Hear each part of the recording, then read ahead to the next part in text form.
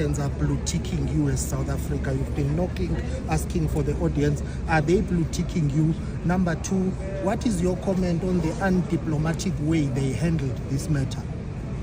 Well, we're not being blue-ticked. We are engaging.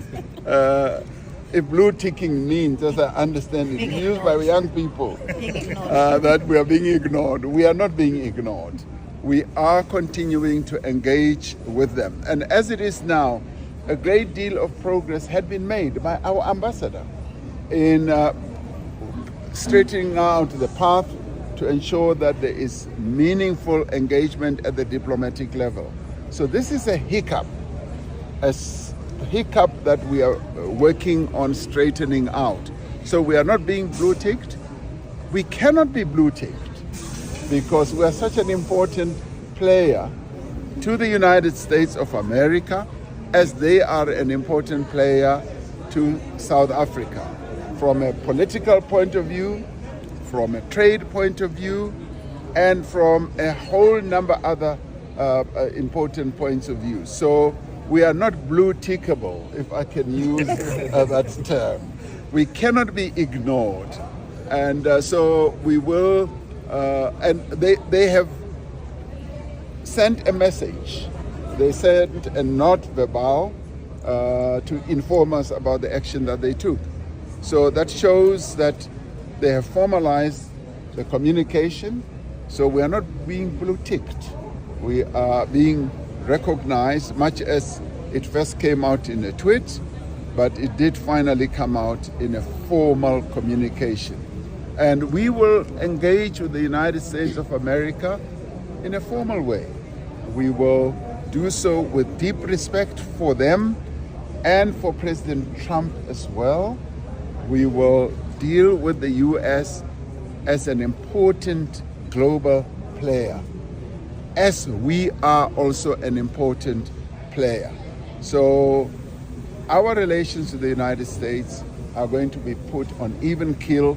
So I would like the people of South Africa not to have sleepless nights, have peaceful nights, knowing that we are working on ensuring that this relationship is put on a good footing going forward, because we trade together, we play together in various sports, and we are political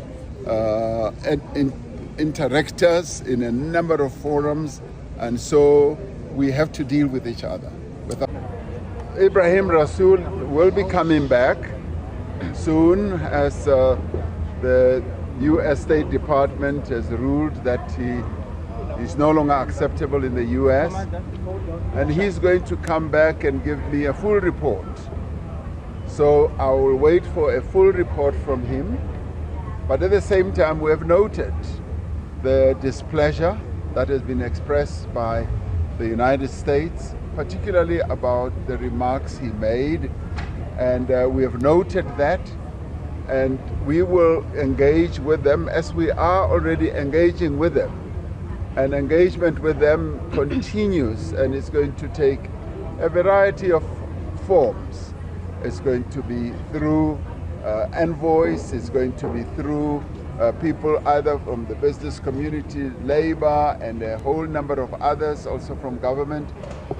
Improving our relationship with the United States of America is a priority for us. They are our trading partner, second largest trading partner after China, and we will therefore seek, as we must, to ensure that our relations are on a good footing, which is one thing that we do with all countries in the world. South Africa seeks always to have good relations with all countries in the world. We don't have enemies in the world. We always seek to have very good and friendly relations. So sometimes relations with nations do go through their ups and downs.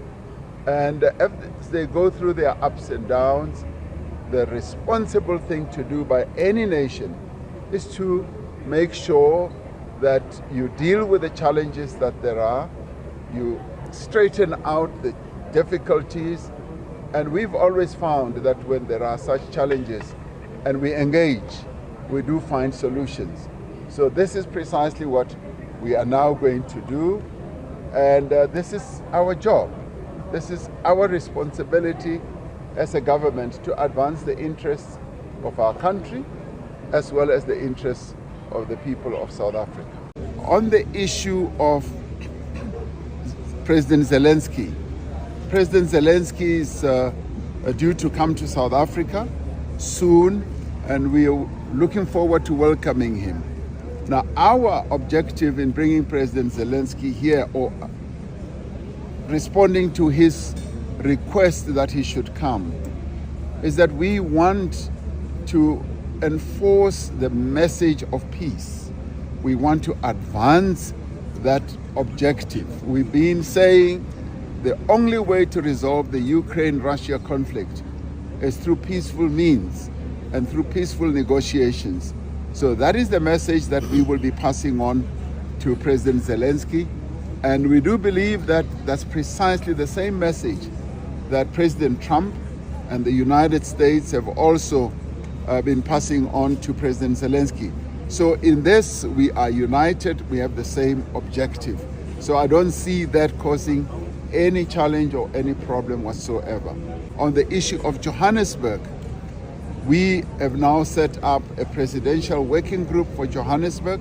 We are going to be working with various key stakeholders, the province of Gauteng, the Johannesburg Council itself. We're going to be working with business, with a number of civil society organizations, including research organizations and academic organizations and labor. So we're going to be united, just like we are united in dealing with the problems of eThekwini.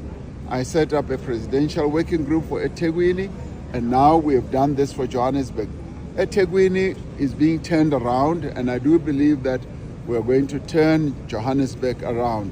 And we're going to get really good, important people to work on this process. What was your last question? Who are those envoys that are coming to Johannesburg, individuals? Oh, the individual, we're finalizing that. I'm finalizing the list of people who are going to be working together with the province and the council, as well as a number of business and civil society. You asked another question. I'm keen to. On the issue of the budget, we have been very bold in allocating as much money as the minister has allocated, 10 billion rand for basic education. And education is still our biggest spend in our country, and we are very proud of that. And allocating this amount of money gives a clear signal of where we want to go with regard to early childhood development. Now, the discussions on the budget are ongoing, they have started, and we're going to have a number of discussions across government with various political parties, because it is now in the hands of Parliament, and Parliament is the one that is going to be the arbiter. So let's leave that to parliamentarians. Fortunately, I'm not a parliamentarian, as you know, so they will deal with that. On the issue of